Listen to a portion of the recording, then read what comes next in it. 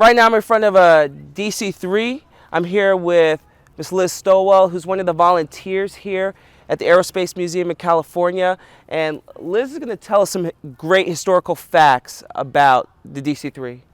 All right, this particular aircraft, DC-3, now we actually label this officially as a C-53 is what they used it in World War II. They also sometimes called them a C-47 Dakota. But this particular aircraft, if you notice, on the wings, and you can't see it on the tail, but on the wings you see the black and white stripes. All right, those were called invasion stripes. They painted those on the aircraft before the June 6, 1944 D-Day landings for identification purposes. Of course, they didn't leave them on for very long because it also identified our aircraft to the Germans. But the reason this particular aircraft has the invasion stripes on is this very machine, not just this type, this very machine towed gliders during the June 6, 1944 landings in Normandy. So that, I mean, that's incredible. I did not know this towed glider. So it's, I mean, I know it most notably known for, you know, just being the model for airliners for today and the way they transport and did cargo. But that part, that's amazing. Anything else about the aircraft? Well, it's probably the most successful aircraft in the history of commercial aviation. Yes. Because it was the first really successful commercial airliner. Built in the 1930s, and to this day, to the best of my knowledge, not a single one has ever crashed due to structural failure. Now, they've had engine fires and things of that nature, but the design is so good that not a single one has ever crashed due to structural failure. Truly amazing record. So they're still in use today. People are still flying these today. Absolutely. So Liz, tell me, what did you do? You were a prior service. Yep. What branch of service and how long did you serve for and what years? I was in the Army during Vietnam era. I was an air traffic controller.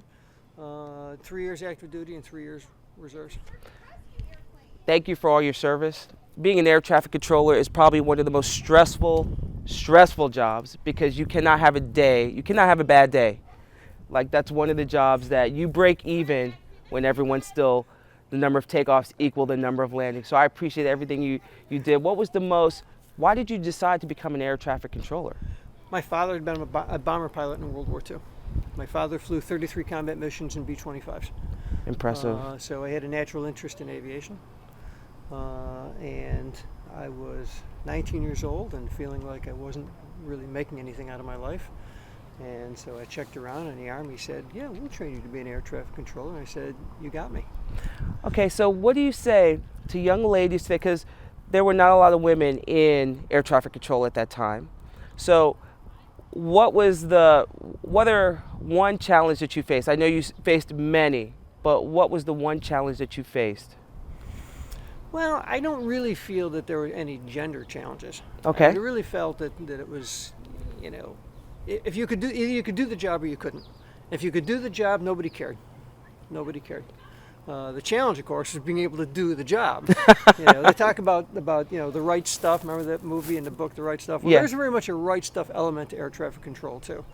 You just have to have, I mean, it doesn't take super intelligence, average intelligence, but you have to be able to remain exceptionally calm under extreme conditions.